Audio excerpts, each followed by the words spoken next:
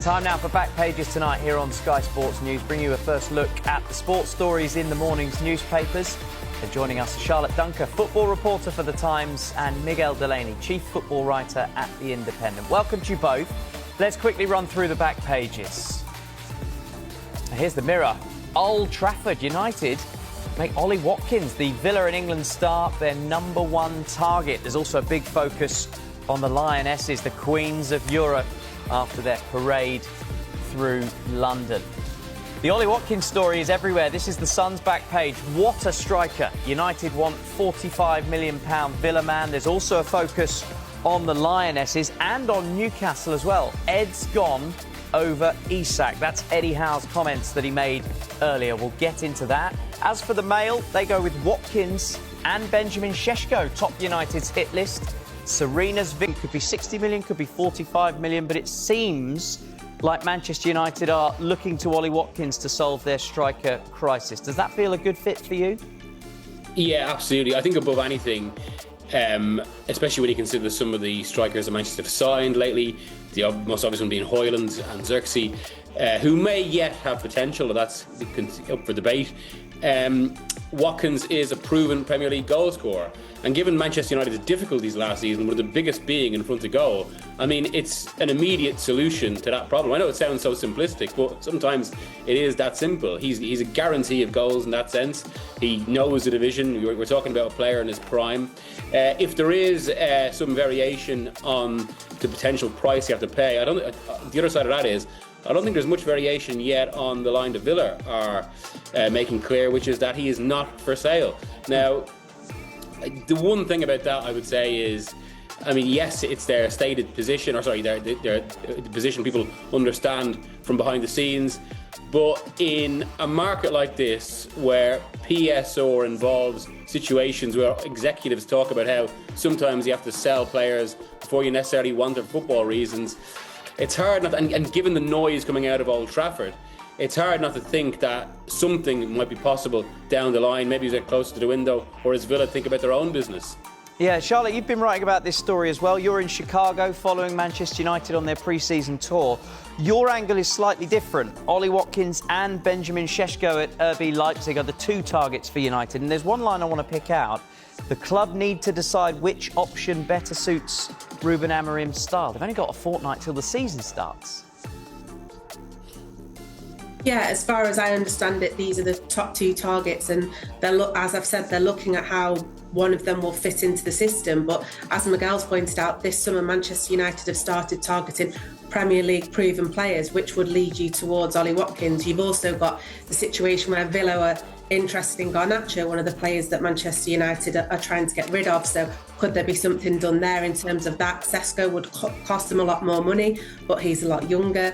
Ollie Watkins is 29, Šeško is 22. There's obviously pros and cons for both of them. So I think it's just something that United Chiefs are weighing up at the moment. We're also being told by people we speak to that it's a possibility they go into the season without a new number 9. I mean, you look at what happened to them last season and the lack of goals, but in the game against West Ham at the weekend, Rasmus Højlund didn't score, but he's starting to build that relationship with Cunha. You've got Mbeumo that's going to come into this system as well. He spoke to us yesterday about how he could possibly play through the middle, and he's a proven Premier League goal scorer as well. So there's plenty of options still on the table. I don't think it's necessarily they're 100% going to go for Watkins and they're going to get him. Like Miguel said, Villa are very strong in their stance at the minute that they don't want to sell their front man. So there's lots of negotiations to go. It's highly likely that they'll go into that Arsenal game without a new number 9, but obviously the transfer window's still open until September. So yeah, it's one that's probably going to play out and we'll be talking about for the next few weeks on here. Yeah, I think we will, and always good to have a backup plan. The Mail is following a similar line to yourself, Charlotte. Watkins and Šeško topping United's hit list. Aston Villa are in the Europa League, Miguel. Manchester United are not in Europe. Is the lure of Manchester United still such that he would snub European football? Yeah, I mean, I don't want to sound like an internet meme in this sense, but it is still Manchester United. The name alone carries stature. I suppose it's a little bit like with Brian Mbeumo, who's obviously been talking about Watkins today. I know we'll come to that. Charlotte's interviewed him. But United still offer that possibility. There's always that sense. And really, I suppose, the belief that eventually it's going to get right, and it's still Old Trafford, it's still the potential of trophies, all of that. So yes, it does hold allure. On the other side, I suppose you mentioned Villa being in European football. I did mention their PSR situation there.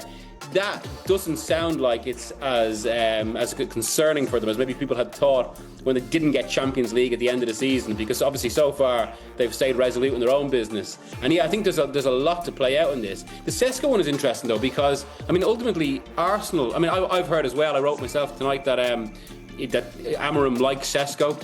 I think some of United's recruitment staff as well, there's a bit of background there with Vivel, they obviously are well aware of his qualities.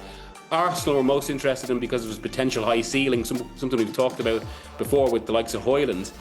Maybe he's a bit further down the track. He has played in the Euros. But Arsenal ultimately moved away from that deal because Leipzig wanted €80 million. And Arsenal just didn't feel his potential ceiling was worth that this summer. So, I mean, right now you think he potentially costs more than Watkins, where there's a few more questions. But yeah, as you say, there's a lot of spinning plates this summer now. Yeah, you touched on Brian Mbeumo has been speaking about Ollie Watkins. That's the Sun's focus of this story. The two of them played together at Brentford. You were involved in this chat with Brian Mbeumo earlier, Charlotte. What's he had to say about his former teammate? Yeah, he described him as the complete striker. So, I mean, what higher praise could he put on the guy? So, and normally he wasn't getting involved in speculation in terms of he wasn't saying he was going to come to United or anything like that. It was more about the relationships that they built together at Brentford and the great times that he had at Brentford, rather than what could potentially happen at Manchester United. But yeah, he seemed like a nice guy. He spoke to us about playing chess and how that helps the strategy in his brain and how that helps him play football, and also how he relaxes playing the piano, which Miguel will know. He speaks to lots of footballers, and that's not normally what you expect them to hear them say that they do in their spare time. So he seems excited to be here. He still hasn't played any part for Manchester United. When he was at Brentford, he wasn't actually training on the grass because he knew he wanted a transfer. He stayed in the gym. He wanted to keep himself injury free. So he is a bit behind his teammates in terms of their pre-season preparations. We went to training this morning. He was involved. So United have got a game out here tomorrow night, USA time. So it'll be interesting to see if he features for the first time, and also where is he going to fit into this Amorim system, because we've seen him play out wide for Brentford. He spoke about that on the right wing. Is he going to play in one of them 2-10 positions? Are we going to see him play as a number 9 if Manchester United don't get the number 9 in that they want? So there's lots of different options to see. It's going to be interesting to see where he slots into this system, but as of yet he's not pulled on a Manchester United shirt, so we've all been less guessing as to where he's going to fit in. Yeah, we'll have to wait and see on that. Miguel, you've also been writing about Manchester United, but also Chelsea and the horse trading that Manchester United seemingly might have to get involved in as they look to send players out, bring players in, but also balance the PSR.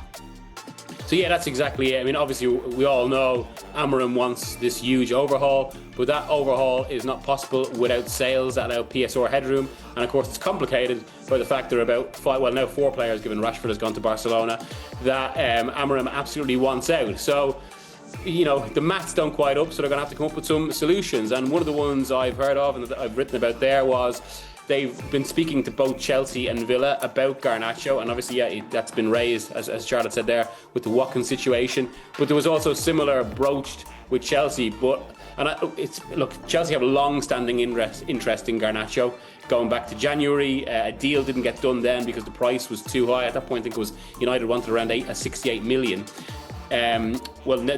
From what I hear and what I've written tonight,